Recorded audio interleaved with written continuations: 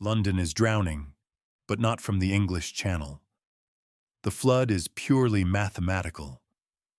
In the winter of 1941, Winston Churchill sits in a cold room, staring at a ledger that signals the end of a 1,000-year reign. History books call this the special relationship, a brotherhood of democracy against the Nazi tide. The balance sheets tell a grittier story. This wasn't a rescue, it was a foreclosure. Washington didn't just want to save the world, they wanted the deed to it. While the Luftwaffe hammered the East End, American negotiators were stripping the British crown of its crown jewels. They demanded the liquidation of every profitable overseas asset before a single crate of ammunition crossed the Atlantic. This was the cash and carry era, a brutal, high-stakes pawning of an entire empire. Take the American Viscose Corporation. In 1941, this crown jewel of British industry was worth at least $100 million. Under extreme duress from the U.S. Treasury, the British were forced to fire sale it for a mere $54 million. Morgan Stanley and Dillon Red facilitated the transaction, pocketing fees while the British taxpayer took a 50% haircut on their most valuable chemical asset. It was the blueprint for what we now see in IMF structural adjustment programs. Just as the British were forced to sell their industrial base to buy survival, modern developing nations are forced to privatize their lithium mines and water grids to service USD-denominated debt. The Roman Empire collapsed when it began clipping its silver denarius, diluting the currency to pay for overextended borders. Today, the U.S. has perfected this ancient trap. By forcing the world to use the dollar through the Bretton Woods legacy, the Federal Reserve effectively taxes every human on Earth. When the Fed expands its balance sheet, as seen in the recent $1 trillion surge in government debt every 100 days, it isn't just American purchasing power that vanishes. It is the savings of a laborer in Brazil or a pensioner in London. We are currently hitting a debt maturity wall, where $8.9 trillion of U.S. government debt must be refinanced at significantly higher rates within the next year. This is the modern Operation Fish, the secret Liquidator mission that moved Britain's gold reserves to Canada to keep them out of German hands. Only now, there is no secret vault left to hide in. The FDIC's recent reports show hundreds of billions in unrealized losses sitting on bank balance sheets. We are living inside a global repossession. The world isn't running out of money. It's realizing that the money was never ours to begin with. It was a 100-year lease, and the landlord is finally calling in the debt. The air inside the Mount Washington Hotel in July 1944 was thick with the smell of expensive tobacco and the stench of a dying world order. While Allied soldiers were still bleeding out in the hedgerows of Normandy, 700 delegates from 44 nations were gathered in New Hampshire for a different kind of slaughter. This wasn't a conference, it was a coronation. The British economist John Maynard Keynes arrived with a sophisticated proposal for a neutral global currency called the Bancor. He wanted a level playing field. But Harry Dexter White, a ruthless U.S. Treasury official, had already sharpened the knife. White ensured the Bancor died on the floor, replacing it with a system that made the U.S. dollar the sun, around which every other currency would be forced to orbit. The mechanism was simple and devastating. Every nation agreed to peg their currency to the dollar, and the dollar was pegged to gold at $35 an ounce. On paper, it promised stability. In reality, it was a massive consolidation of global leverage. By the time the ink dried, The United States held nearly 80% of the world's official gold reserves. Fort Knox became the world's vault, while every other nation was handed a stack of green paper and a promise of convertibility. This was the moment the U.S. successfully offshored its inflation. To trade, to rebuild, or to eat, the world now had to buy dollars. And to get those dollars, they had to sell their resources to America at prices Washington controlled. This was the birth of exorbitant privilege. Because the dollar was the reserve, the U.S. could effectively print money to buy real goods from abroad. It's the ultimate cheat code. We give you paper we printed for pennies, and you give us steel, oil, and labor that cost you sweat and blood. It's a dynamic that mirrors the Spanish Empire's 16th century silver monopoly, which eventually triggered a price revolution that crushed the European working class. Today, we see this exact trap in the dollar smile theory, where the dollar rises during both global growth and global crisis, sucking liquidity out of every other nation and leaving them to drown in debt. The forensic reality of this 1944 deal is haunting our current market. As of early 2026, the Bank for International Settlements, BIS, reports that off-balance sheet dollar debt held by non-U.S. institutions has ballooned to over $65 trillion. This is a shadow mountain of debt that isn't even fully tracked by central banks. These are the modern golden handcuffs. When the Federal Reserve tightens the money supply, it isn't just hitting a suburban family in Ohio. It is effectively strangling the cash flow of entire continents, who are legally tethered to a currency they have no hand in printing. The delegates in 1944 didn't sign a peace treaty. They signed a global repossession agreement that is currently reaching its breaking point. The financial system is designed to keep you in the dark, but history provides the map to escape the trap. If this insight opened your eyes, hit the like button to help us break through the noise. Share this with someone who needs to see the patterns before the next collapse, and subscribe to master the mechanics of wealth that they don't want you to understand.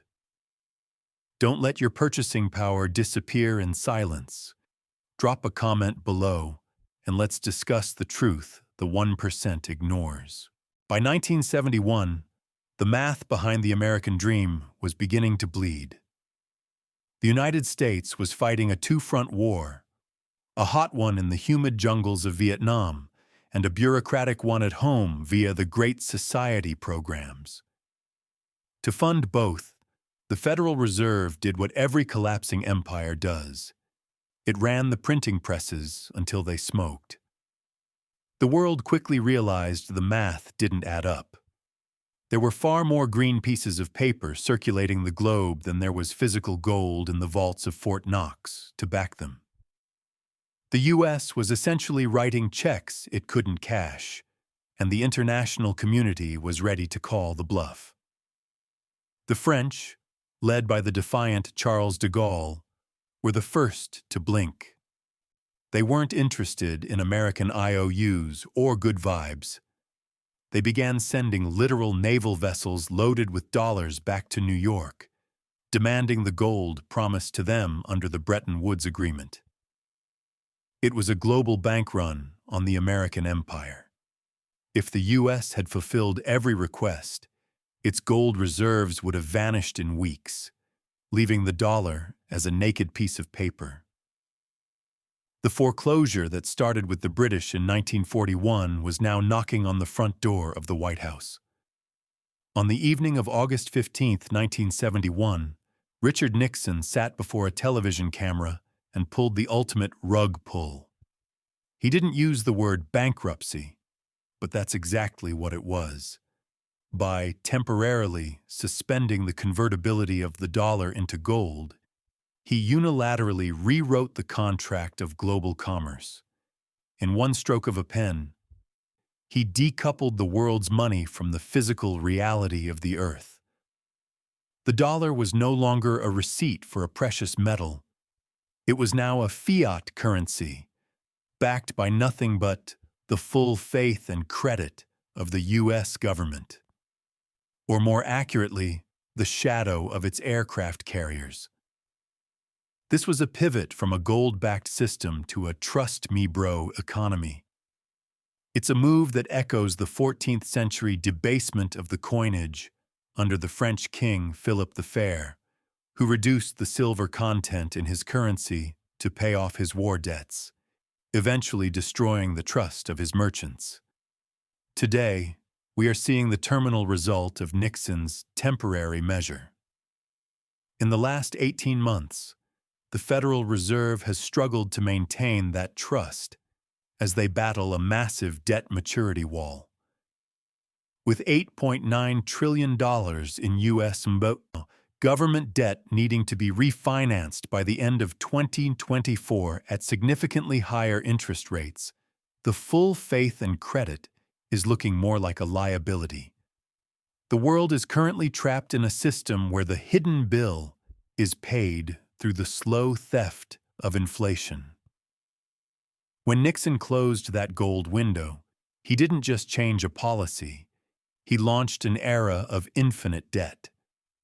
We are now living in a reality where the U.S. can print its way out of any problem, but only because the rest of the world is still forced to use those same unbacked dollars to survive. The gold is gone, the promise is broken, and all that's left is a mountain of ledgers that can never be balanced. By 1974, the American century was gasping for air. The gold was gone.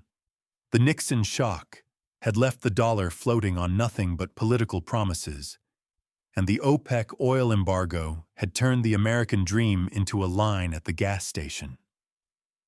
The world was ready to walk away from the greenback. But Henry Kissinger understood a fundamental truth. If you can't back a currency with gold, you back it with the only thing every human being on the planet actually needs to survive: energy. In a series of secretive, high-stakes meetings, the U.S. struck a deal with the House of Saud that would secure American hegemony for the next 50 years.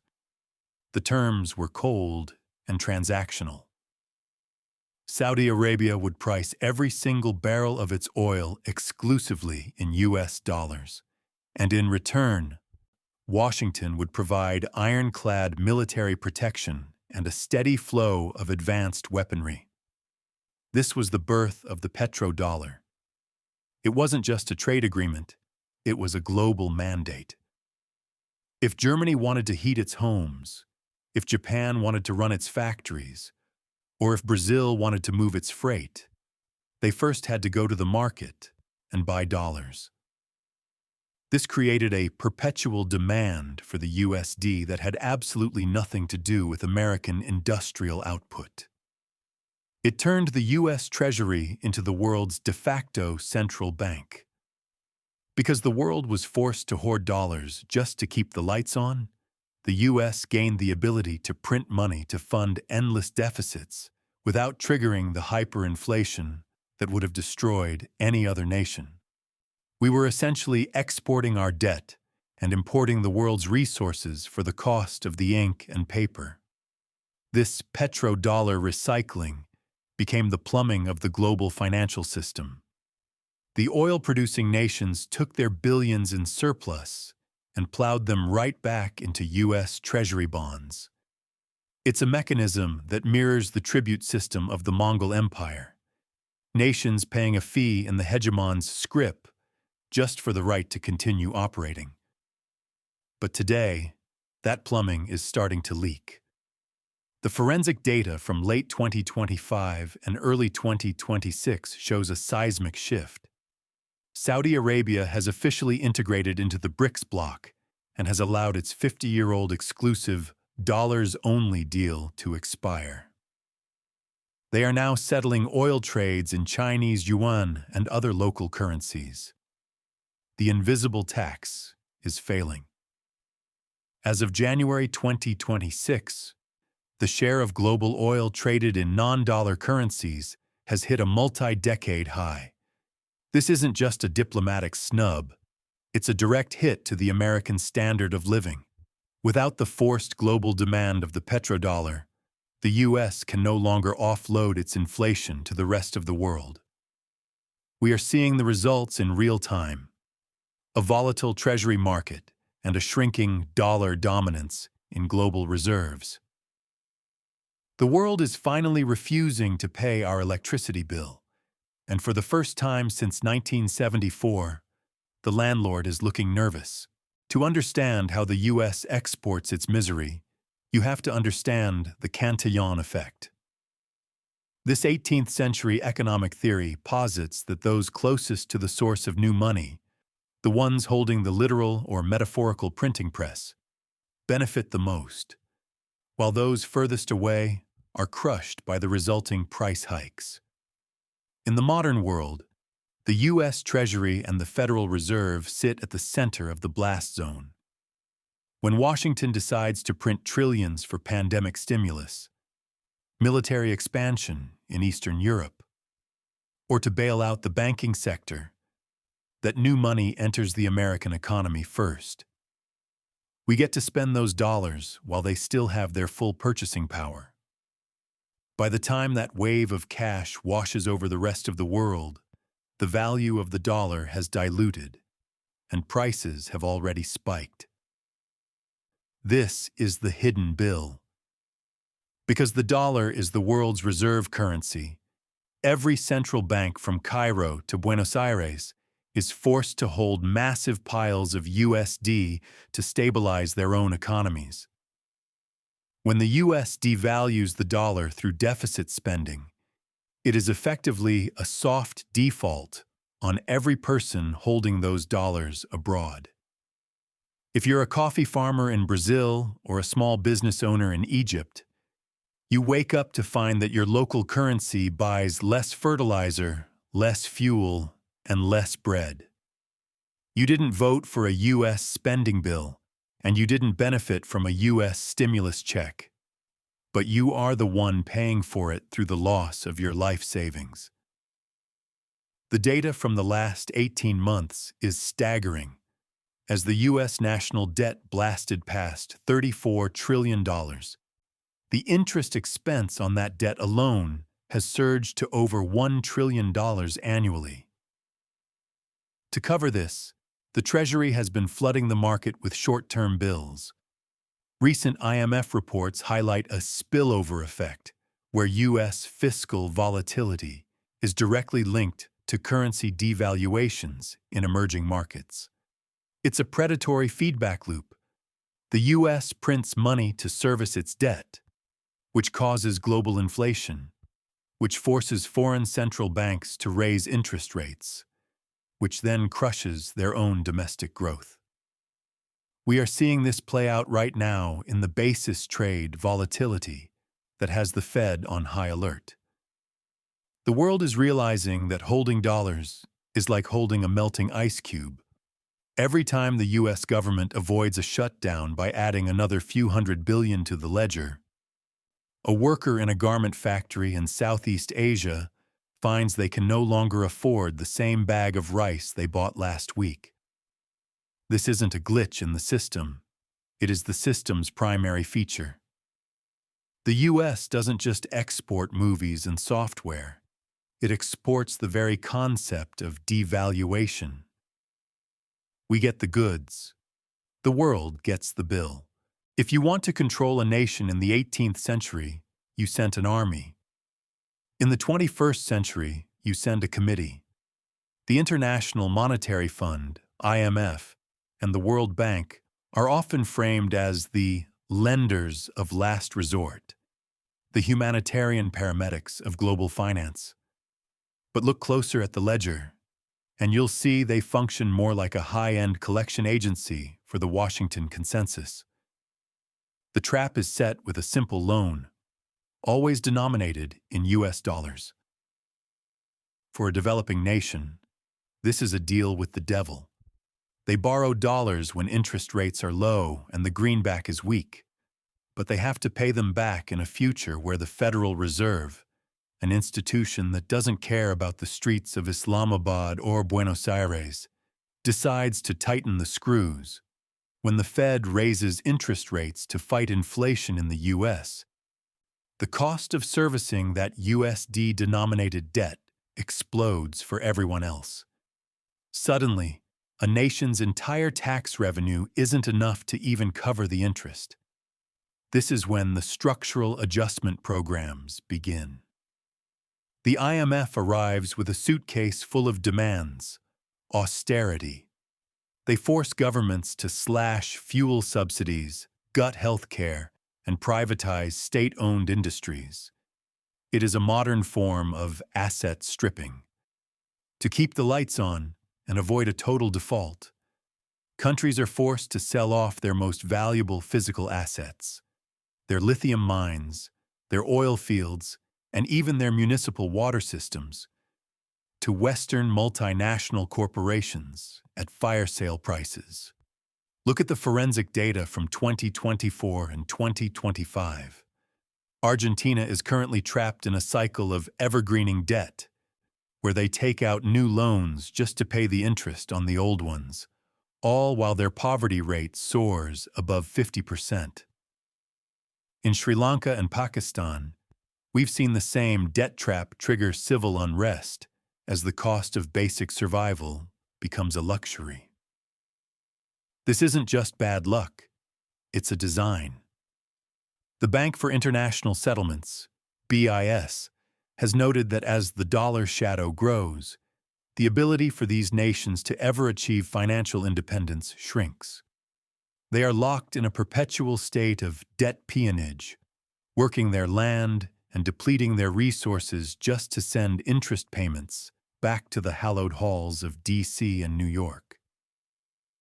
This is the bridge between the 1941 British foreclosure and the modern world. Back then, it was American Vice Coast. Today, it's the lithium-rich salt flats of the Lithium Triangle in South America. The mechanism is identical. By controlling the currency of debt, the U.S. maintains a hidden empire that doesn't require a single soldier on the ground. You don't need to conquer a country if you own its balance sheet and have a legal lien on its future. As we sit here in 2026, the hidden bill is no longer just a metaphor.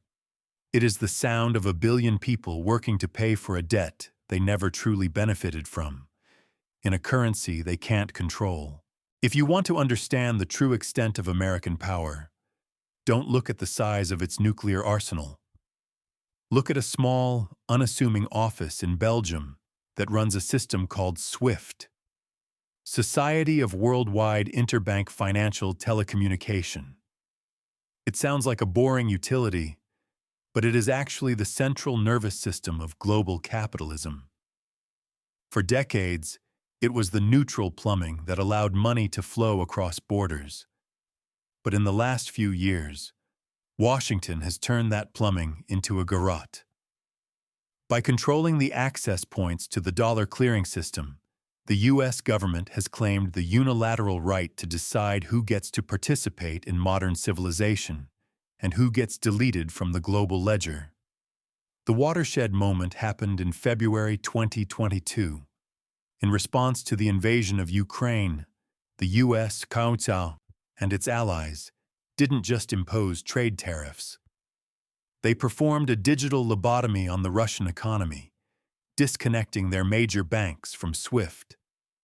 But the real nuclear option was the freezing of $300 billion in Russian sovereign central bank reserves. These weren't private assets of oligarchs. This was the collective savings of a nation-state, held in what the world believed were sacrosanct accounts. As we sit here in early 2026, the G7 has moved beyond just freezing those assets. They are now actively using the Extraordinary Revenue Acceleration, ERA, loans, effectively using the interest generated by those stolen billions to fund the very war machine fighting against the asset's owner. This move signaled a terrifying reality to every central banker from Beijing to Brasilia. Your reserves are only yours as long as your foreign policy aligns with Washington's. If you cross a line, your savings can be turned off with a keystroke. This is the ultimate weaponization of a reserve currency. We see the blowback in the forensic data from the last 18 months. A May 2025 survey revealed that 85% of central bank reserve managers now believe that the weaponization of reserves will have significant consequences for the future of global finance. The trust that underpinned the post-Putin order is effectively dead. The U.S. has used this on-off switch to crush the economies of Iran, Venezuela, and Afghanistan. But the Russian freeze was different.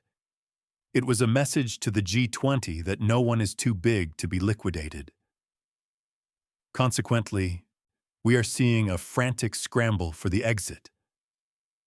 Gold purchases by central banks hit record highs in 2024 and 2025 as nations look for an asset that doesn't have a kill switch controlled by the U.S. Treasury. We are living through the great rebalancing, where the world is realizing that saving in dollars isn't just a financial risk. It's a national security vulnerability. The hidden bill for this century of debt is no longer just being paid in interest. It's being paid in the total fragmentation of the global financial soul. In October 2024, the world's financial elite watched through gritted teeth as leaders representing nearly half the human population gathered in Kazan, Russia. This wasn't just another photo op. It was the 16th BRICS summit, and the air was thick with the scent of mutiny. For decades, the BRICS were a punchline on Wall Street, a loose collection of emerging markets with more internal friction than actual force. But as of January 2026, the punchline has become a nightmare for the U.S. Treasury. With the addition of Iran, Egypt, Ethiopia, and the UAE, and the integration of Indonesia this year, the bloc now controls over 40% of global GDP by purchasing power parity. They aren't just talking about a new world order anymore. They are building the bypass valves to escape the dollar's reach. The rebellion is no longer theoretical. It is forensic. Russian Finance Minister Anton Siluanov recently confirmed that a staggering 99.1% of trade between Russia and China is now settled in rubles and yuan. They have successfully deleted the US dollar from their bilateral balance sheets.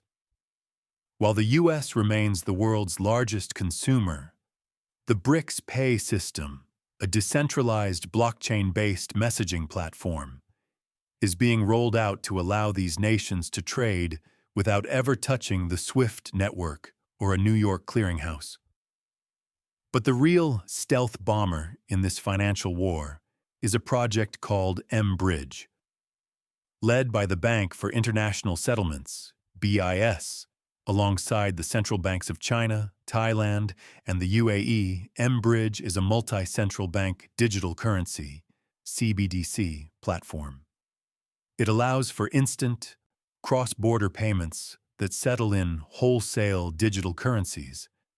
As of late 2025, China's digital yuan alone has processed over $2 trillion in volume. By bypassing the dollar's plumbing, these nations are essentially building a parallel internet for money, one where the U.S. government has no delete button and no on-off switch. The U.S. response has been one of desperation and threats. In early 2025, Washington warned BRICS members of 100% tariffs if they moved toward a unified BRICS currency. This pressure forced a temporary retreat on the idea of a single BRICS banknote, with leaders like Putin and Lula da Silva pivoting to national currency settlements, to avoid immediate retaliation. But don't let the diplomatic dance fool you. The IMF's latest COFR data shows the dollar's share of global reserves has slid to roughly 56%, a level not seen since the 1970s. The golden trap of Bretton Woods is rusting. The world is realizing that while the dollar is still mighty, it is no longer the only game in town. The rebellion is transaction by transaction, and for the first time in a century, the U.S. can't stop the flow. As we stand in the opening weeks of 2026, the United States is no longer just the world's landlord. It is a landlord whose own house is falling into the basement.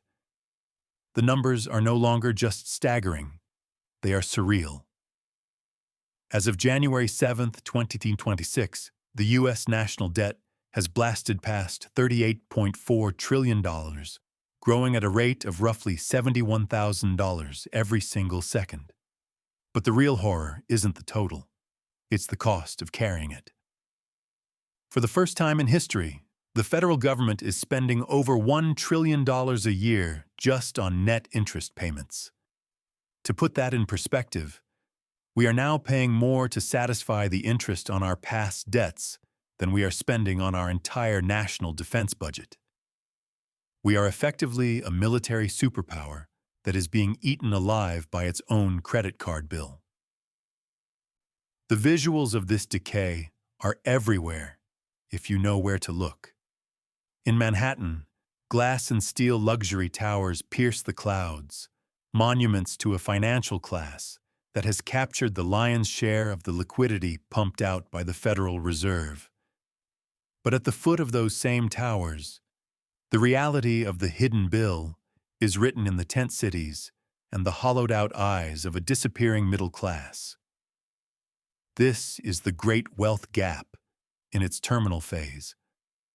Since the 2021 inflation surge, the cost of a basic existence, rent, eggs, car insurance, has permanently reset at a higher level, while real wages for the bottom 60% of Americans have struggled to keep pace. The system is working exactly as designed. It benefits the holders of assets while punishing the holders of labor. The forensic data from the FDIC and the Fed reveals a banking system built on a foundation of sand.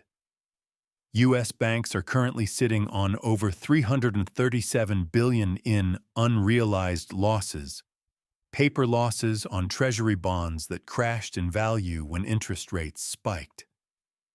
This is the same duration risk that claimed Silicon Valley Bank, now metastasized across the entire industry.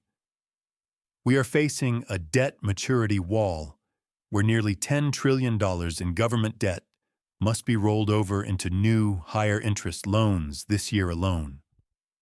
It is a mathematical trap with no clean exit. If the Fed cuts rates to save the banks, inflation roars back. If they keep rates high to save the dollar, the government's interest bill consumes the entire federal budget. Historically, empires don't collapse because they run out of enemies. They collapse because they run out of money. The Roman Empire's final days were marked by hyper-taxation and a desperate elite that retreated into walled villas while the currency became worthless. Today, the U.S. is bankrupting itself to maintain a global financial architecture that was designed to bankrupt others. We have exported inflation to the world for a century, but as the world stops buying our debt, that inflation is finally coming home to roost.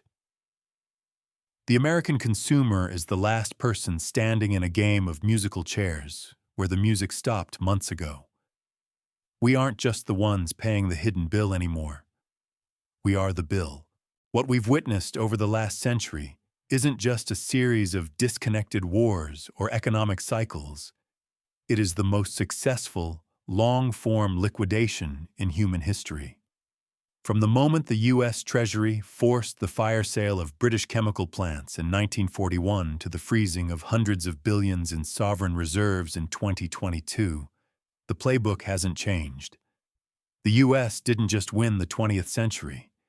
It leased it to the rest of the world and kept the only copy of the ledger. The hidden bill for this arrangement has been a massive, silent transfer of labor, resources, and sovereignty from every corner of the globe into a singular financial hub. But every lease eventually expires. We have moved from the unipolar world of the 1990s into a fragmented, multipolar reality where the on-off switch for money is being bypassed by digital bridges and regional alliances. The forensic data is undeniable. As of January 2026, the US is no longer the undisputed lender. It is the world's largest debtor, struggling to roll over $4 trillion in maturing debt this year alone. The very mechanism the US used to bankrupt the British Empire, leveraging a position of strength to strip a debtor of its assets, is now being turned inward. We are bankrupting our own future to maintain a system that has run out of distressed assets to buy. The golden trap of Bretton Woods was a bridge to a trust me bro fiat system, which then morphed into a petrodollar energy tax.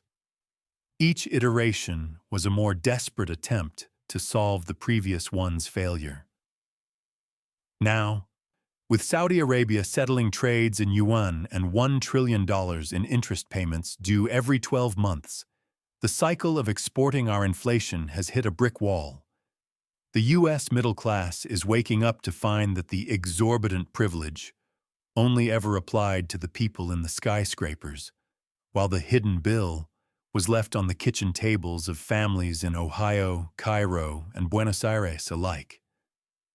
History doesn't repeat, but it certainly rhymes. The Roman Empire didn't vanish overnight. It simply reached a point where the cost of its own complexity exceeded the resources it could squeeze from its provinces. The U.S. has reached that point. We have built a global financial architecture that requires infinite growth and infinite debt just to stand still. But the world is moving on. They are building their own vaults, their own ledgers, and their own futures. For 100 years, the world lived on a tab that Washington promised to pick up. We've enjoyed the goods, the energy, and the dominance. But look at the live debt clock, the hollowing out of our cities, and the rising tide of global de-dollarization. The reality is finally staring us in the face. The bill for the American century is finally due, and this time, the United States might be the only one left at the table who can't pay.